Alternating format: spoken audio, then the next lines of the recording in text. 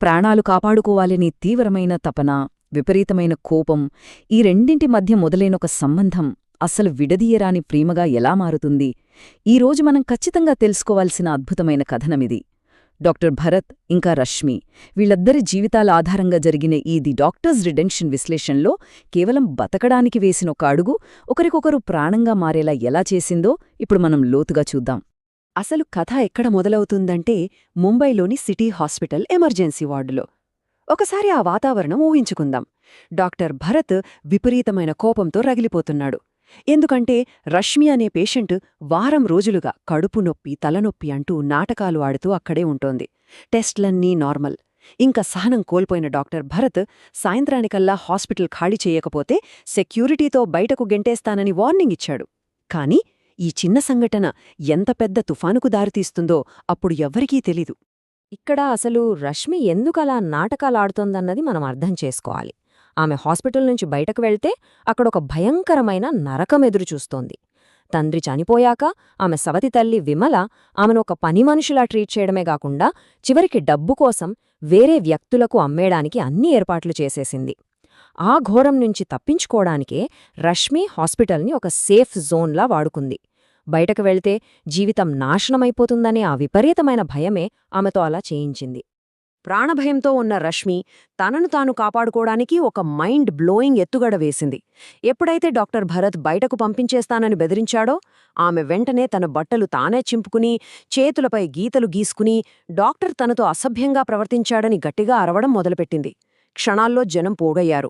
ఇక హాస్పిటల్ పరువు పోకుండా ఉండటానికి, పోలీస్ కేసుదాకా వెళ్లకుండా ఉండటానికి డాక్టర్ భరత్ ఆ రద్దీ మధ్యలోనే రష్మిని బలవంతంగా పెళ్లి చేసుకోవాల్సొచ్చింది. ఒకరి ప్రాణభయం మరొకరి జీవితాన్ని ఎలా ఉచ్చులో పడేసిందో చూసాం కదా. ఇక విభాగం 1 నిశ్శబ్దపు అగాధం, అపర్ధాల బంధం. ఈ బలవంతపు పెళ్లి తర్వాత ఆ ఇంట్లో పరిస్థితి ఎలా ఉందో చూద్దాం. వాళ్ళిద్దరి మానసిక స్థితి ఎలా ఉందో ఒక్కసారి గమనిద్దాం. ఒకవైపు డాక్టర్ భరతేమో నన్ను ఉచ్చులో పడేసి నా జీవితాన్ని నాశనం చేశావు అని కోపంతో రగిలిపోతున్నాడు. ఆయన దృష్టిలో ఆమె పక్కా మోసగత్తె. కాని రష్మి ఆలోచనలు కంప్లీట్గా వేరు. భరత్ కోపానికి ఆమె వణికిపోతున్నా సరే ఆమె మనసులో ఒకటే ఫిక్స్ అయిపోయింది. ఇది జైలైనా పర్వాలేదు, ఆ సవతి తల్లి చూపించే నరకం కంటే 100 రెట్లు నయం అని. ఇద్దరి మధ్య ఈ గ్యాప్ ఎంత లోతుగా ఉందో ఇక్కడ మనకు స్పష్టంగా అర్థమవుతుంది. ఇక విభాగం 2 సానుభూతి ఉత్ప్రేరకాలు, నిజం వైపు ప్రయాణం. ఈ అపార్థాలు, కోపం ఎప్పటికీ అలానే ఉండిపోలేదు. నిజం మెల్లగా బయటపడటం మొదలైంది. వాళ్ల బంధంలో మార్పు అనేది కేవలం ఒక్క రాత్రిలో రాలేదు. అదొక ప్రాసెస్. మొదటి రోజు రాత్రి రష్మి ఏడుస్తూ దేవుడికి చేసిన ప్రార్థనను భరత్ చాటుగా వినడం. మూడవ రోజు సవతి తల్లి నేరుగా ఆస్పత్రికి వచ్చి డబ్బులు డిమాండ్ చేయడం. ఆ తర్వాత వచ్చిన ఒక భయంకరమైన తుఫాను రాత్రి భరత్కు జ్వరం రావడం, రష్మి సేవ చేయడం. ఈ 3 ఇన్సిడెంట్స్ భరత్ మనసులోని అపార్థాల పొరలను ఒక్కొక్కటిగా కడిగేశాయి. ఇందులో ఫస్ట్ టర్నింగ్ పాయింట్ ఏంటంటే ఆ రాత్రి భరత్ విన్న ప్రార్థన. రష్మి దేవుడితో ఏమంటోందంటే, దేవుడా, నేను చెడ్డమ్మాయిని కాదు, నా గౌరవం కాపాడుకోడానికే అబద్ధం చెప్పాను. పాపం డాక్టర్ గారి జీవితాన్ని పాడు చేశాను, నన్ను క్షమించు. ఇది విన్నాక భరత్కు మైండ్ బ్లాక్ అయిపోయింది. తనను నాశనం చేసిన అమ్మాయి తన గురించే బాధపడుతూ క్షమాపణ అడగడం అతన్ని తీవ్రంగా ఆలోచింపజేసింది. బహుశా తను నిజంగానే తప్పుగా అర్థం చేసుకున్నాడా అన్న డౌట్ ఫస్ట్ టైం వచ్చింది. ఆ డౌట్ కాస్త 3వ రోజున 100% నిజమని తేలిపోయింది. రష్మి సవతి తల్లి విమల డైరెక్ట్గా ఆస్పత్రికొచ్చి భరత్ని డబ్బు డిమాండ్ చేసింది. డబ్బు ఇవ్వకపోతే అమ్మాయిని తీసుకెళ్ళిపోతాను అని బెదిరించింది. బస్ ఈ ఒక్క సీన్తో భరత్కు మొత్తం స్టోరీ అర్థమైపోయింది. రష్మి తనను ఆస్తుల కోసమో డబ్బు కోసమో పెళ్లి చేసుకోలేదని, ఒక మృగంలాంటి సవతి తల్లి నుంచి తప్పించుకోవడానికే ఈ దారి ఎంచుకుందని అతనికి క్లియర్గా తెలిసిపోయింది. కాని వాళ్ల లైఫ్లో అతిపెద్ద మలుపు ఆ వర్షపు రాత్రే జరిగింది. భరత్ తీవ్రమైన జ్వరంతో స్పృహ తప్పి పడిపోయాడు.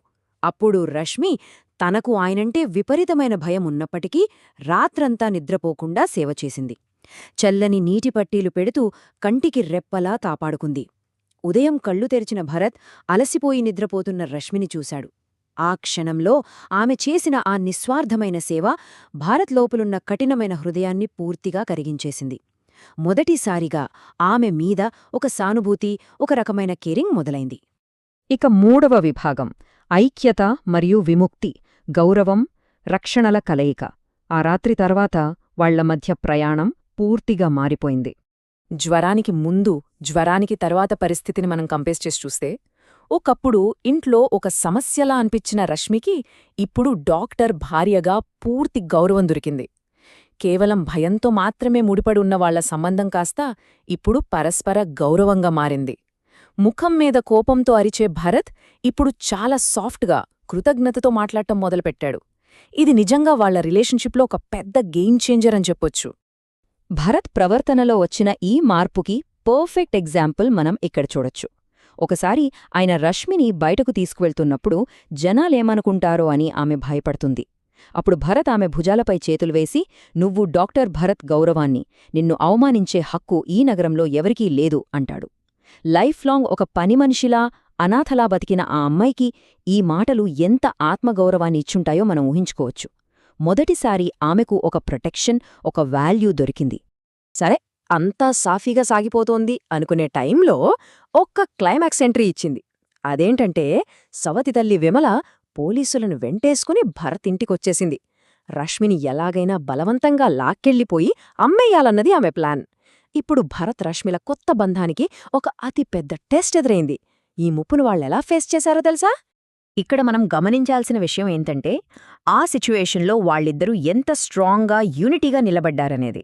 పోలీసుల ముందు భరత్ ఏమాత్రం భయపడకుండా, ఈమె నా భార్య, ఆమె ఇష్టం లేకుండా ఎవ్వరూ ఆమెను ఇక్కడి నుంచి కదపలేరు అని తేల్చి చెప్పాడు. అదే టైంలో రష్మి కూడా తన భయాన్ని పక్కన పెట్టి, ఆయన నన్ను బలవంతంగా ఉంచలేదు, నన్ను అమ్మేయాలని చూసిన వాళ్లనుంచి కాపాడారు అని నిజం ధైర్యంగా చెప్పింది.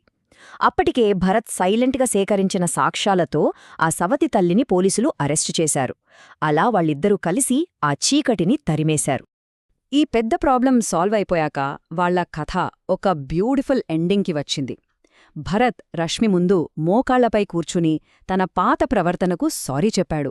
అంతేకాదు, ఇప్పటినుంచి నువ్వు పూర్తి స్వేచ్ఛగా బతుకుతావు, నీ చదువు, నీ కలలు అన్నింటికీ నేను తోడుగా ఉంటాను అని మాట ఇచ్చాడు.